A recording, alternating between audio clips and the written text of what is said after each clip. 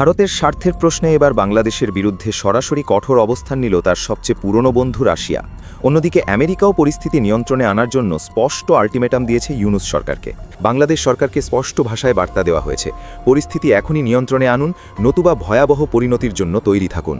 এমনকি ভারতের সবথেকে পুরনো বন্ধু এবং নির্ভরযোগ্য সহায়ক রাশিয়াও ইউনূস সরকারকে এই ইস্যুতে কঠোর আল্টিমেটাম দিয়েছে। ঢাকায় বসে রুশ রাষ্ট্রদূত যখন ইউক্রেনের অভিজ্ঞতার কথা স্মরণ করিয়ে দেন, তখন বুঝতে বাকি থাকে না তিনি আসলে কি বোঝাতে চাইছেন। তিনি পরোক্ষভাবে এটাই বললেন যে বড় প্রতিবেশীদের সাথে বিবাদে জড়ানো বা উত্তেজনা বাড়ানো কোনো বুদ্ধিমানের কাজ নয়। একে আমরা কূটনৈতিক ভাষায় বলি রেড লাইন বা বিপদসীমা। রাশিয়া বুঝিয়ে দিল, বাংলাদেশ যদি ভারতের সাথে সম্পর্কের ক্ষেত্রে সেই বিপদসীমা অতিক্রম করে, তবে তার ফল খুব একটা ভালো নাও হতে পারে। মার্কিন রাষ্ট্রদূত বাংলাদেশে আসবেন 11 জানুয়ারি। দায়িত্ব নেওয়ার পর ব্রেন্ট ক্রিস্টেনসন বাংলাদেশের রাজনৈতিক দলগুলোর সাথে বৈঠক করবেন। জানা গেছে এই বৈঠকের অংশ হিসেবে তিনি দেশে থাকা কয়েকজন আওয়ামী লীগ নেতার সাথেও বৈঠক করবেন। ওই বৈঠকের পরে আওয়ামী লীগের বড় ধরনের কর্মসূচি শুরু হবে, সাথে যোগ দিবে 14 দলীয় জোট। বিদ্যমান রাজনৈতিক প্রেক্ষাপট নিয়ে আরেকটি নতুন নিউজ নিয়ে আপনাদের সামনে হাজির হয়েছি, যার বিশেষ অংশ ইতিমধ্যে আপনারা দেখেছেন। দেখে বুঝতে পেরেছেন ভিডিওটি কতটা গুরুত্বপূর্ণ হতে চলেছে। তাই দর্শক, না টেনে সম্পূর্ণ ভিডিওটি দেখার অনুরোধ রইল। আমাদের চ্যানেলে নতুন হয়ে থাকলে একটি সাবস্ক্রাইব করে পাশে থাকা বেল আইকনটি বাজিয়ে দিন। চলুন দর্শক, দেরি না করে ভিডিওর মূল অংশগুলো দেখে আসি। বাংলাদেশ সরকারকে স্পষ্ট ভাষায় বার্তা দেওয়া হয়েছে, পরিস্থিতি এখনই নিয়ন্ত্রণে আনুন, নতুবা ভয়াবহ পরিণতির জন্য তৈরি থাকুন। এমনকি ভারতের সবথেকে পুরনো বন্ধু এবং নির্ভরযোগ্য সহায়ক রাশিয়াও ইউনূস সরকারকে এই ইস্যুতে কঠোর আল্টিমেটাম দিয়েছে। কিন্তু বন্ধুরা, গল্পটা এখানেই শেষ নয়, কারণ ইসরায়েল এমন এক পদক্ষেপ নিয়েছে যা রাশিয়া বা আমেরিকাও প্রকাশ্যে নেয়নি। ইসরায়েলের এই পদক্ষেপ বিশ্বজুড়ে একটিই আলোচনা তৈরি করেছে। ভারতেরও কি এবার ঠিক এমনটাই করা উচিত? ইসরায়েল ঠিক কী করেছে সেটা আমরা দেখব, তবে তার আগে বুঝতে হবে কেন এই সংকট আন্তর্জাতিক স্তরে এমন তীব্র প্রতিক্রিয়া তৈরি করছে এবং কেন ভূ রাজনীতিতে বাংলাদেশের অবস্থান আজ একটি হটস্পটে পরিণত হয়েছে। কিন্তু তার আগে দয়া করে এই ভিডিওটি লাইক দিয়ে চ্যানেলটি সাবস্ক্রাইব করুন, কারণ এটি আপনার জন্য 1 সেকেন্ডের ব্যাপার, কিন্তু এটি আমাদের অনেক সাহায্য করে। এই পুরো বিষয়টি নিয়ে সবথেকে বেশি ক্ষুব্ধ ভারতের পুরনো বন্ধু রাশিয়া। বাংলাদেশে নিযুক্ত রুশ রাষ্ট্রদূত স্পষ্ট ভাষায় ইউনূস সরকারকে বার্তা দিয়েছেন, যত দ্রুত সম্ভব ভারতের সঙ্গে চলমান টানাপোড়েন কমাও, সেটাই বাংলাদেশের ভবিষ্যতের জন্য ভালো। রাশিয়া শুধু সতর্ক করেই ক্ষান্ত হয়নি, তারা ইউনূস সরকারকে ইতিহাসের আয়না দেখিয়েছে। 1971 সালের মুক্তিযুদ্ধের কথা মনে করিয়ে দেওয়া হয়েছে, যখন ভারতের সঙ্গে কাঁধে কাঁধ মিলিয়ে রাশিয়াও বাংলাদেশের স্বাধীনতার লড়াইয়ে নেমেছিল। সংকেত পরিষ্কার, পরিস্থিতি যদি এখনই নিয়ন্ত্রণে না আসে, তবে রাশিয়া হার্ড অ্যাকশন নিতেও বিন্দুমাত্র পিছপা হবে না। অন্যদিকে আমেরিকাও এই ইস্যুতে নীরব থাকেনি। বাংলাদেশে হিন্দুদের ওপর যে বর্বরতা চলছে তা নিয়ে মার্কিন কংগ্রেসের সরাসরি প্রশ্ন উঠেছে।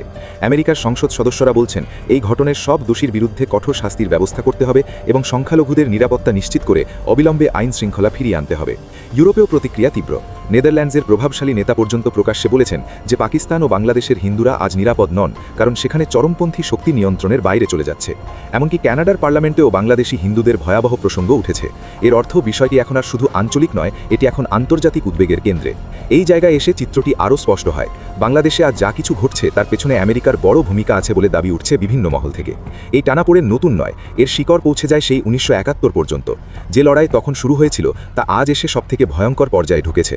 কিছুদিন আগেই বাংলাদেশে একজন সিআইএ এজেন্টের রহস্যজনক মৃত্যু এবং এরপর বিমানবন্দরে রাশিয়ার গুরুত্বপূর্ণ মালপত্রে আগুন লাগার ঘটনা স্পষ্ট করে দেয়, বাংলাদেশ আজ কার্যত আমেরিকা ভার্সেস রাশিয়া পাওয়ার গেমের এক হটস্পট।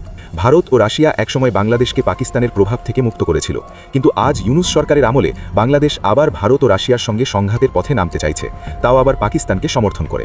শেখ হাসিনার সময় পাকিস্তান ও আমেরিকার প্রায় সব প্ল্যান ব্যর্থ হয়েছিল। আমেরিকা একসময় শেখ হাসিনার কাছে সেন্ট মার্টিন আইল্যান্ডে মিলিটারি বেস বানানোর প্রস্তাব দিয়েছিল, কিন্তু তিনি স্পষ্টভাবে না বলে দেন। অনেকের মতে সেই না বলার মূল্য আজও শেখ হাসিনাকে দিতে হচ্ছে। এরপরই শুরু হয় আমেরিকার তথাকথিত ডিপ স্টেটের অন্য খেলা। তারা বাংলাদেশে কঠোরপন্থী দলগুলিকে শক্তিশালী করে এবং শেখ হাসিনা সরকারের বিরুদ্ধে রাস্তায় নামায়। পরিস্থিতি এমন পর্যায়ে পৌঁছায় যেখানে শেখ হাসিনাকে দেশ ছাড়তে বাধ্য হতে হয়, আর সেই শূন্যতায় আমেরিকা ও পাকিস্তানের সমর্থিত মোহাম্মদ ইউনূস সরকারকে ক্ষমতায় বসানো হয়। ইউনূস ক্ষমতায় আসার পর থেকেই কঠোরপন্থীরা পুরোপুরি মুক্ত হয়ে যায় এবং তারা বাংলাদেশে তাণ্ডব শুরু করে। ইউনূস দায়িত্ব নিয়েই ভারত ও রাশিয়াকে ধীরে ধীরে সাইডলাইন করতে শুরু করেন এবং পাকিস্তান ও আমেরিকার দিকেই ঝুঁকে পড়েন। ফলাফল, ভারতের একাধিক গুরুত্বপূর্ণ প্রকল্প আটকে যায়, রাশিয়ার নিউক্লিয়ার প্ল্যান্টের কাজ ধীর হয়ে যায় এবং রাশিয়ার সরঞ্জামে আগুন লাগার মতো ঘটনাও ঘটে। পরিস্থিতি এমন এক জায়গায় পৌঁছায় যখন প্রধানমন্ত্রী মোদি চীনে ছিলেন, ঠিক তখনই খবর আসে যে রাশিয়ার গোয়েন্দা সংস্থা বাংলাদেশে এক সিআইএ এজেন্টকে নিউট্রালাইজ করেছে। কিছু রিপোর্ট এমনও দাবি করে সেই সময় প্রধানমন্ত্রী মোদিও টার্গেটে ছিলেন। এই সব কিছুই প্রমাণ করে ভূ রাজনীতির প্রেক্ষাপট কতটা উত্তপ্ত। এই পরিস্থিতিতে একটি প্রশ্ন আরও জোরালো হচ্ছে, পরিস্থিতি এতদূর এগোনোর পর ইসরায়েল যে পদক্ষেপ নিয়েছে তা কি ভারতের জন্য এখন আর এড়িয়ে যাওয়ার মতো নয়? বাস্তবটা হলো রাশিয়ার ধৈর্যের বাঁধও এখন পুরোপুরি ভেঙে গেছে। মোহাম্মদ ইউনুস যদি এখনও আন্তর্জাতিক বার্তা উপেক্ষা করতে থাকেন, তবে অনেকেই বলছেন বাংলাদেশের অস্তিত্বই বড় ঝুঁকিতে পড়তে পারে। বাংলাদেশি হিন্দুদের নিয়ে এখন চারিদিকে আওয়াজ উঠলেও ইতিহাস বলছে কিছুদিন পর এই উত্তেজনা ঠান্ডা হলে এই আওয়াজও ধীরে ধীরে চুপ হয়ে যায়। ঠিক এই জায়গাতেই ইসরায়েল যা করেছে সেটা আলাদা করে নজর কেড়েছে। একদিকে বাংলাদেশে হিন্দুদের বেছে বেছে টার্গেট করা হচ্ছে, আর অন্যদিকে ইসরায়েল এমন একটা ঘোষণা করেছে যা গোটা বিশ্বকে চমকে দিয়েছে। সম্প্রতি অস্ট্রেলিয়ার সিডনিতে ইহুদিদের ওপর হামলার ঘটনার পর নেতানিয়াহুর ক্ষোভ আক্ষরিক অর্থেই প্রকাশ পায়। এরপর ইসরায়েলের পররাষ্ট্রমন্ত্রী গিরিয়ন শার বিশ্বজুড়ে থাকা সব ইহুদিদের উদ্দেশ্যে একটি সরাসরি আহ্বান জানান। তিনি বলেন, পৃথিবীর প্রায় সব জায়গাতেই আজ ইহুদিরা আক্রমণের শিকার হচ্ছে, তাদের চোখে সন্দেহ ও ঘৃণা নিয়ে দেখা হচ্ছে। এই কারণেই তিনি England, France, Australia, Canada, Belgium সহ সব দেশের ইহুদিদের উদ্দেশ্যে বলেন, এখনই ইসরায়েলে ফিরে আসুন, নিজের ঘরে এসে থাকুন। ইসরায়েলের বার্তা খুব স্পষ্ট, ঘৃণা আর হিংসার মধ্যে কাউকে একা ফেলে রাখা হবে না। এই সিদ্ধান্ত শুধু কথার মধ্যে সীমাবদ্ধ নয়, ইসরায়েল বাস্তবে দেখিয়ে দিয়েছে নিজেদের জনগণকে বাঁচাতে তারা কোনো শর্ত ছাড়াই বড় সিদ্ধান্ত নিতে পারে। আর এই সিদ্ধান্ত দেখেই সোশ্যাল মিডিয়াতে ভারতকে নিয়ে একের পর এক প্রশ্ন উঠছে। অনেকে বলছেন, ইসরায়েল যদি এটা করতে পারে, ভারত কেন পারবে না? কিছু মানুষের যুক্তি আরও স্পষ্ট।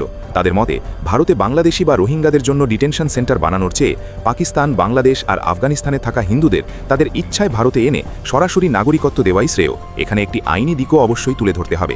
ভারতের সিএএ অর্থাৎ সিটিজেনশিপ অ্যামেন্ডমেন্ট অ্যাক্ট অনুযায়ী পাকিস্তান, বাংলাদেশ আর আফগানিস্তান থেকে ধর্মীয় নির্যাতনের কারণে 31শে ডিসেম্বর 2024-এর আগে ভারতে আসা হিন্দু, শিখ, বৌদ্ধ, জৈন, পার্সি ও খ্রিস্টানদের ভারতীয় নাগরিকত্ব দেওয়ার ব্যবস্থা রয়েছে। এটি ভারতের একটি বড় মানবিক পদক্ষেপ। কিন্তু ইসরায়েল এক ধাপে গিয়ে তারা কোনো তারিখ বা শর্ত রাখেনি। বিশ্বের যেখানেই ইহুদিরা থাকুক, সবাইকে নিজের দেশে ফিরিয়ে নিচ্ছে। ইসরায়েলের যুক্তি সহজ ও সরল, ইসরায়েলের চেয়ে নিরাপদ জায়গা ইহুদিদের জন্য আর কোথাও নেই। ঠিক তেমনভাবেই অনেকেই প্রশ্ন তুলছেন, ভারতের চেয়ে নিরাপদ জায়গা হিন্দুদের জন্য আর কোথাও হতে পারে কি? কারণ বাস্তবতা অস্বীকার করার উপায় নেই। বাংলাদেশ আর পাকিস্তানে হিন্দুদের সংখ্যা ক্রমাগত কমছে। জোর করে ধর্মান্তরের অভিযোগ, ভয়, হুমকি আর হিংসার মধ্যে মানুষ বেঁচে আছে। এই পরিস্থিতিতে প্রশ্নটা এখন আর এড়ানো যাচ্ছে না। ইসরায়েল বিশ্বকে দেখিয়ে দিয়েছে যে জাতি আগে, রাজনীতি পরে। তাদের কাছে জনগণের সুরক্ষা সবচেয়ে গুরুত্বপূর্ণ। অন্যদিকে ভারত তার পুরনো বন্ধু রাশিয়া এবং আমেরিকা মিলে বাংলাদেশে যে চাপ তৈরি করছে, তাতে ইউনুস সরকার কতটা সাড়া দেয় সেটাই এখন দেখার।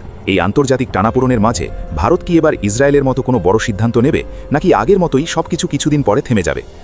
ইউক্রেন রাশিয়ার প্রতিবেশী আর বাংলাদেশের প্রতিবেশী ভারত।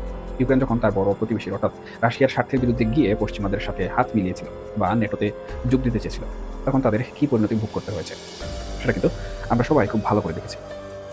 ঢাকায় বসে রুশ রাষ্ট্রদূত যখন ইউক্রেনের অভিজ্ঞতার কথা স্মরণ করিয়ে দেন, তখন বুঝতে বাকি থাকে না তিনি আসলে কি বোঝাতে চাইছেন। তিনি পরোক্ষভাবে এটাই বললেন যে বড় প্রতিবেশীদের সাথে বিবাদে জড়ানো বা উত্তেজনা বাড়ানো কোনো বুদ্ধিমানের কাজ নয়। একে আমরা কূটনৈতিক ভাষায় বলি রেড লাইন বা বিপদসীমা। রাশিয়া বুঝিয়ে দিল, বাংলাদেশ যদি ভারতের সাথে সম্পর্কের ক্ষেত্রে সেই বিপদসীমা অতিক্রম করে, তবে তার ফল খুব একটা ভালো নাও হতে পারে। এখন প্রশ্ন হলো, রাশিয়া কেন হঠাৎ করে বাংলাদেশের বিষয়ে এতটা আগ্রহী হয়ে উঠল? এর উত্তর খুঁজতে আমাদের একটু পেছনে তাকাতে হবে, সেই 1971 সালে। আপনারা জানেন, আমাদের মহান মুক্তিযুদ্ধে ভারতের পাশাপাশি সোভিয়েত ইউনিয়ন বা আজকের রাশিয়ার অবদান কতখানি ছিল। যখন আমেরিকা 7ম নৌবহর পাঠাচ্ছিল পাকিস্তানের পক্ষে, তখন রাশিয়া ভেটো দিয়ে আমাদেরকে সেই সময় রক্ষা করেছিল। সেই ইতিহাস মনে করিয়ে দিয়ে রুশ রাষ্ট্রদূত বললেন, ভারত, রাশিয়া এবং বাংলাদেশ এই 3 দেশ অতীতে কাঁধে কাঁধ মিলিয়ে চলেছে। অর্থাৎ তিনি অতীত আবেগের কার্ডটি এখানে ছুঁড়ে মারলেন। কিন্তু এর আসল অর্থ হলো, ভারত এবং রাশিয়া দক্ষিণ এশিয়ায় আলাদা কোনো সত্তা নয়। ভারতের স্বার্থ মানেই অনেকটা রাশিয়ার স্বার্থ। দিল্লি যা ভাবছে, মস্কো হয়তো সেই ভাবনাতেই সাড়া দিচ্ছে। সবচেয়ে কৌতূহলের বিষয় হলো, রুশ রাষ্ট্রদূতের এই বক্তব্যের ঠিক 2 দিন পরেই বিএনপির ভারপ্রাপ্ত চেয়ারম্যান তারেক রহমান দেশে ফিরলেন। রাজনীতির মাঠে এখন জোরগুঞ্জন। এই দুটি ঘটনার মধ্যে কি কোনো যোগসূত্র আছে? সোশ্যাল মিডিয়া খুললেই দেখবেন নানা মুনির নানা মত। বিশেষ করে জামাতপন্থী অনলাইন অ্যাক্টিভিস্টরা দাবি করছেন এটা ভারত ও রাশিয়ার যৌথ গেম প্ল্যান। তারা মনে করছেন ভারত, বাংলাদেশ তার হারিয়ে যাওয়া প্রভাব ফিরে পেতে মরিয়া। আর যেহেতু আওয়ামী লীগ এই মুহূর্তে মাঠে নেই বা কোণঠাসা অবস্থায় আছে, তাই দিল্লি হয়তো নতুন কোনো মিত্র হচ্ছে। আর সেই মিত্র হিসাবে তারা হয়তো তারেক রহমানকে বেছে নিয়েছে বা তার সাথে কোনো সমঝোতা এসেছে। আর এই কাজে ভারতের সঙ্গে হয়েছে তাদের দীর্ঘদিনের পরীক্ষিত বন্ধু রাশিয়া। অন্যদিকে আওয়ামী লীগের সমর্থকদের মধ্যেও মিশ্র প্রতিক্রিয়া দেখা যাচ্ছে। তাদের কেউ কেউ হতাশ। তারা ভাবছেন, এতদিন পুতিন আর মোদি ছিলেন শেখ হাসিনার সবচেয়ে বড় ভরসা, কিন্তু এখন কি সেই ভরসার জায়গাটি কোনোভাবে নড়ে গেল? আবার এখানে কেউ কেউ ভাবছেন, তারেক রহমানের ফেরার মাধ্যমে রাজনীতিতে একটা ভারসাম্য আসবে, যা হয়তো শেষ পর্যন্ত তাদের জন্য মন্দের ভালো হতে পারে। তবে বাস্তবতা হলো, আন্তর্জাতিক সম্পর্কের ক্ষেত্রে কোনো স্থায়ী বন্ধু বা শত্রু নেই, আছে কেবল স্থায়ী স্বার্থ। রাশিয়ার স্বার্থটা আসলে কোথায়? তারা কি শুধুই ভারতের বন্ধুত্বের খাতিরে কথা বলছে? না, বিষয়টা একদমই কিন্তু তা নয়। রাশিয়ার সবচেয়ে বড় স্বার্থ হলো রূপপুর পারমাণবিক বিদ্যুৎ কেন্দ্র। আপনারা জানেন এটি বাংলাদেশের ইতিহাসের সবচেয়ে বড় মেগা প্রজেক্ট, যেখানে রাশিয়ার হাজার হাজার কোটি টাকার বিনিয়োগ রয়েছে। রাশিয়ান কোম্পানি রুসাটম সেখানে কাজ করছে।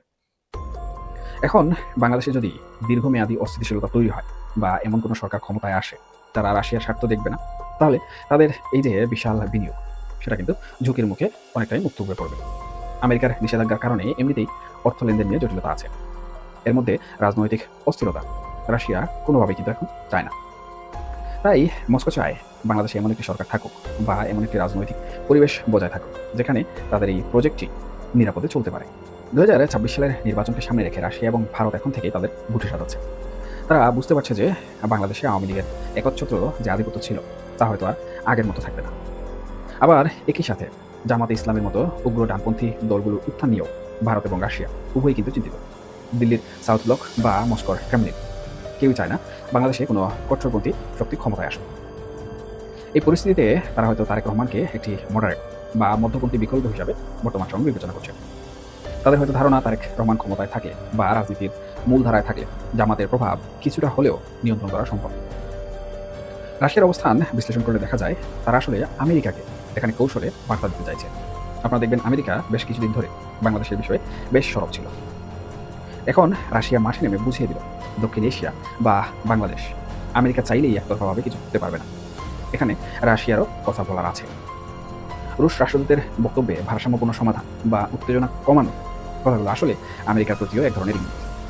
তারা চাইছে না এই অঞ্চলটি আমেরিকার প্লেগ্রাউন্ড হয়ে উঠুক। আমরা যারা সাধারণ জনগণ আমাদের জন্য এই পুরো বিষয়টা বেশ উদ্বেগের। কারণ যখন বড় বড় শক্তিগুলো কোনো একটি দেশকে নিয়ে খেলায় মেতে ওঠে তখন সেই দেশের সাধারণ মানুষের স্বার্থ অনেক সময় কিন্তু পিছিয়ে যায়। রাশিয়া যখন বলে প্রতিবেশী বাঁচা যায় না, তখন তারা আসলে আমাদের সার্বভৌম সিদ্ধান্তের উপর এক ধরনের চাপ সৃষ্টি করে। তারা আমাদের মনে করিয়ে দেয় যে আমরা ভৌগোলিকভাবে ভারতের পেটের ভেতরে আছি, তাই ভারতের মন যুগিয়ে চলাই আমাদের হচ্ছে সম্পূর্ণ নিয়তি। কিন্তু স্বাধীন সার্বভৌম দেশ হিসাবে আমাদের কি নিজস্ব কোনো পররাষ্ট্রনীতি থাকবে না? আমরা কি শুধুই বড়দের দাবার গুটি হব? বর্তমান অন্তর্বর্তীকালীন সরকার এবং পররাষ্ট্র উপদেষ্টা চেষ্টা করছেন সবার সাথে ভারসাম্য বজায় রেখে চলতে, কিন্তু চাপটা যে কত প্রবল তা রুশ রাষ্ট্রদূতের কথাতে কিন্তু বোঝা যাচ্ছে। ভারত সরাসরি কিছু না বলে রাশিয়ার মুখ দিয়ে কথা বলাচ্ছে কিনা সেটাও একটা ভাবার বিষয়। কারণ বর্তমানে বাংলাদেশের মানুষের মধ্যে ভারত বিরোধী যে মনোভাব সেটা কিন্তু প্রবল। এই অবস্থায় ভারতীয় কোনো কূটনীতিক যদি কড়া কথা বলতেন তাহলে পরিস্থিতি আরও খারাপ হতে পারত। তাই হয়তো কৌশলে রাশিয়ার মতো একটি বন্ধুভাবাপন্ন দেশকে দিয়ে বার্তাটা দেওয়ানো হলো।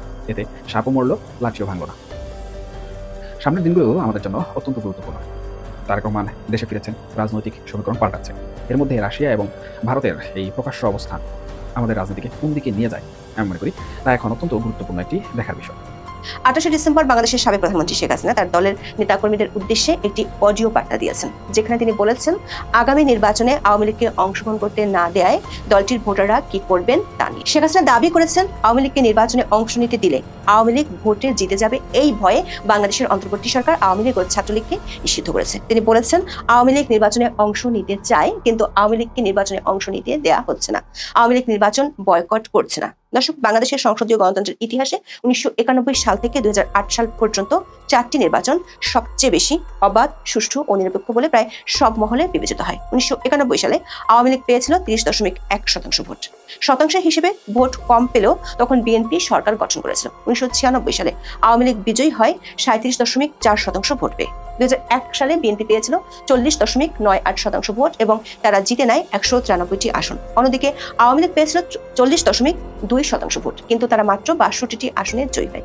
2008 সালের নির্বাচনে আওয়ামী লীগ পেয়েছিল সর্বাধিক 48.04% ভোট এবং তারা জয়লাভ করে 230টি আসনে। বিএনপি পেয়েছিল 33.2% ভোট এবং তারা পেয়েছিল মাত্র 30টি আসন। দেখা যাচ্ছে 1991 সাল থেকে আওয়ামী লীগ কখনোই 30% নিচে ভোট পায়নি। শুধু আওয়ামী লীগ নয়, ভোটের মাঠে নামতেই পারছে না 14 দলীয় জোটের শরিকরা। জাসদ এবং ওয়ার্কার্স পার্টিতে খবর নিয়ে জানা গেছে নির্বাচন করার আগ্রহ থাকলেও ভোটের মাঠে নামতে পারছে না তারা। জাতীয় পার্টি নির্বাচনে অংশগ্রহণ করার কথা জানিয়েছে। প্রার্থী ঘোষণা করেছে জাতীয় পার্টি আনিসুল ইসলাম মাহমুদের অংশটিও। তবে সূত্রগুলো বলছে শেষ পর্যন্ত জাতীয় পার্টি ভোটের মাঠ থেকে নিজেদের সরিয়ে নিতে পারে, যেমনটা এরই মধ্যে ঘোষণা দিয়েছেন কাদের সিদ্দিকী। জাতীয় পার্টি জিএম কাদের অংশ মহাসচিব ব্যারিস্টার শামীম হোসেন পাটোয়ারি এরই মধ্যে সে ইঙ্গিত দিয়েও রেখেছেন, জানিয়েছেন লেভেল প্লেইং ফিল্ড না হলে তারা নির্বাচন থেকে বেরিয়ে যাবেন। সূত্রগুলো বলছে অন্তর্বর্তী সরকারের দুশ্চিন্তা হলো ভোট কাস্টিং নিয়ে। আওয়ামী লীগ সহ 14 দলের নেতারা জোটবদ্ধ হয়ে নিজ নিজ দলের ভোটারদের ভোট দিতে না করে দিলে বিপাকে পড়বে সরকার ঐতিহাসিক নির্বাচন।